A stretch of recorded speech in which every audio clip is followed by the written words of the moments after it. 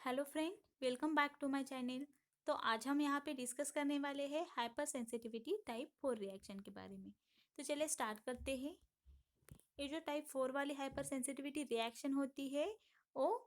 Cell की वजह से होती है, तो इसलिए हम इसे कहते हैं सेल मेडिएटेड हाइपर सेंसिटिविटी। और इस रिएक्शन को होने के लिए कुछ टाइम लगता है, कुछ डेज की रिक्वायरमेंट होती है। ये जो रिएक्शन होती है वो इमीडिएट होने वाली रिएक्शन नहीं होती, तो इसलिए हम इस टाइप की रिएक्शन को कहते हैं delayed type of hyper sensitivity. जो अदर 3 टाइप से टाइप 1, टाइप 2 और टाइप 3 वो इमीडिएट होने वाली रिएक्शन थी और वो कुछ ही मिनटों में हो जाती थी, लेकिन ये जो हाइपर सेंसिटिविटी टाइप 4 वाली रिएक्शन होती है it require 2 to 3 days for the response, तो इसलिए हम इसे delay type of hyper sensitivity reaction करते हैं। और ये जो रिएक्शन है इसमें सेल इन्वॉल्व होती है, सेल मेडिएटेड हाइपर सेंसिटिव होती है। तो इसमें जो सेल इन्वॉल्व होती है वो फैगोसाइट्स होते हैं, लिम्फोसाइट्स होते हैं, टी लिम्फोसाइट और एनके सेल, न्यूट्रोफिल, ऐसे कुछ इम्यून सिस्टम के सेल इन्वॉल्व होते हैं, तो इसलिए इसको cell mediated hypersensitivity reaction भी कहा जाता है। तो इसमें क्या होता है, जब कोई भी फॉरेन मॉलिक्यूल या एंटीजन हमारी बॉडी में एंटर करता है तो हमारी सेल्स उसको क्या कर देगी, उस एंटीजन को पहचान लेगी, और पहचान लेने के बाद उस एंटीजन को एंगल्फ किया जाएगा। फॉर एग्जाम्पल कुछ एंटीजन प्रेजेंटिंग सेल होती है, वो क्या कर देगी, उसको एंगल्फ कर देगी,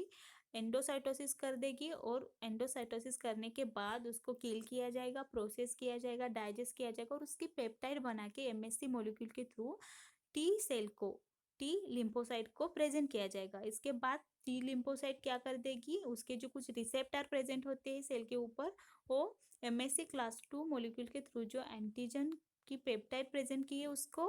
रिकॉग्नाइज कर देगी, और रिकॉग्नाइज करने के बाद टी सेल का एक्टिवेशन हो जाता है, और एक्टिवेशन होने के बाद टी सेल कुछ केमिकल सब्सटेंसेस रिलीज कर देती है, जिसके वजह से अदर सेल, फैगोसाइटिक सेल्स हो या कोई भी अदर सेल्स है, वो क्या कर देगी, एक्टिवेट हो जाएगी, और एक्टिवेट होने के बाद कुछ केमिकल सब्सटेंसेस रिलीज कर देगी, जिसकी वजह से इन्फ्लामेशन और टिश्यू आ जाता है, और टिश्यू के डैमेज हो जाता है हमारी बॉडी में। तो इसके जो एग्जांपल है, ए टाइप 1 डायबिटीज हो या रूमेटाइटिस आर्थरेसिस हो या मल्टीपल स्क्लेरोसिस, तो एक जो कुछ रिएक्शन है, या ट्यूबरकुलोसिस का एग्जांपल हम यहाँ पे दे सकते हैं, या बाउल डिसीजेस। तो इस टाइप की अगर कुछ रिएक्शंस होती है जो हमारी बॉडी में, उसका रिस्पॉन्स हमारी बॉडी देने के लिए कुछ डेज लग जाते हैं, जो डिलेड टाइप की हाइपर सेंसिटिविटी होती है।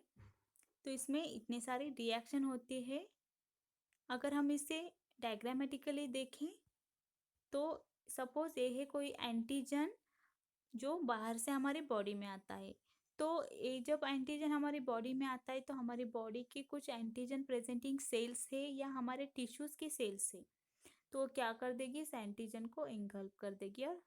फैगोसाइटोसिस हो जाएगी इसकी। और फैगोसाइटोसिस होने के बाद इस एंटीजन को डाइजेस्ट किया जाएगा, किल करके इसकी कुछ पेप्टाइड फॉर्म कर देगी, और साथ में एमएससी मॉलिक्यूल वहाँ पे सिक्रीट हो जाएगा सेल में, और उस एमएससी मॉलिक्यूल के थ्रू ये जो पेप्टाइड बनी है एंटीजन की, वो टी सेल को प्रेजेंट की जाएगी। तो सपोज यहाँ पे अगर कोई भी सेल यहाँ पे टी हेल्पर सेल को एमएससी क्लास 2 मॉलिक्यूल के थ्रू अगर पेप्टाइड प्रेजेंट कर देती है, तो CD4+ जो सेल है, जो टी हेल्पर सेल है, वो एक्टिवेट हो जाएगी, और एक्टिवेट हो जाने के बाद वो साइटोकाइन सिक्रीट कर देगी। और ये जो साइटोकाइंस होता है, इसके वजह से जो अदर सेल्स होती है वो प्रोलिफरेट हो जाती है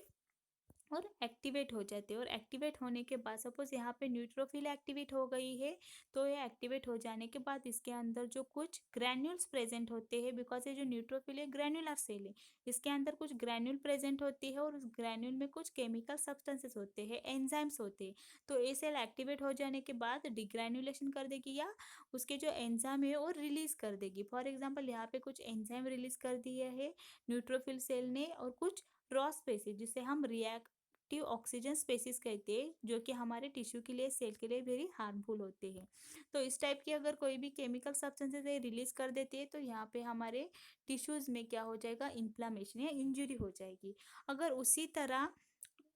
हमारी सेल में जो सपोज ये है सेल, अगर इसमें इंट्रासेल्युलर कोई एंटीजन प्रेजेंट है तो ये क्या कर देगी, एमएससी क्लास 1 मॉलिक्यूल के थ्रू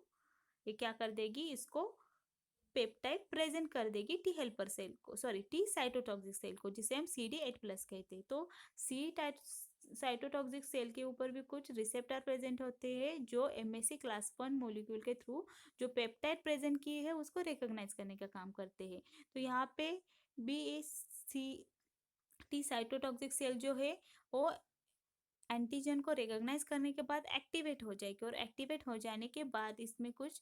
क्या कर देगी, वो एंजाइम्स रिलीज कर देगी। तो यहाँ पे जो सेल है ये grand enzyme and perforin release कर देगी, जिसकी वजह से क्या हो जाएगा, ये जो सेल है इसके ऊपर पोर फॉर्म हो जाएगा, और पोर फॉर्म हो जाने के बाद ये जो ग्रैंड एंजाइम है इसके अंदर एंटर कर देगा, और एंटर करने के बाद इस सेल की लाइसिस हो जाएगी, इस सेल को इंजुरी हो जाएगी, डैमेज हो जाएगा, और इस सेल एपोप्टोसिस में चली जाएगी। तो इस टाइप की जो रिएक्शन होती है तब उसे हम हाइपर सेंसिटिविटी टाइप 4 वाली रिएक्शन कहते हैं, जिसको एक्टिवेट होने में, रिस्पॉन्स करने में कुछ देर लगती है, कुछ समय लगता है, जो टाइप 1 और टाइप 2 टाइप 3 रिएक्शन होने में नहीं लगता। जो टाइप 1 टाइप 2 और टाइप 3 वाली रिएक्शन होती है तो इमीडिएट हो जाती थी, एंटीजन जब हमारे बॉडी में आता है तब इमीडिएट वो रिएक्शन हो जाती है कुछ ही मिनटों में। लेकिन इस टाइप की रिएक्शन होने के लिए, सेल का एक्टिवेशन होने के लिए हमको 1 to 2 या 3 डेज लग जाते हैं। तो इसको हम delayed type of hyper sensitivity reaction कहते हैं। तो फ्रेंड्स, अगर ये वीडियो आपको पसंद आई हो तो मेरे चैनल को लाइक कीजिए, शेयर कीजिए और सब्सक्राइब कीजिए।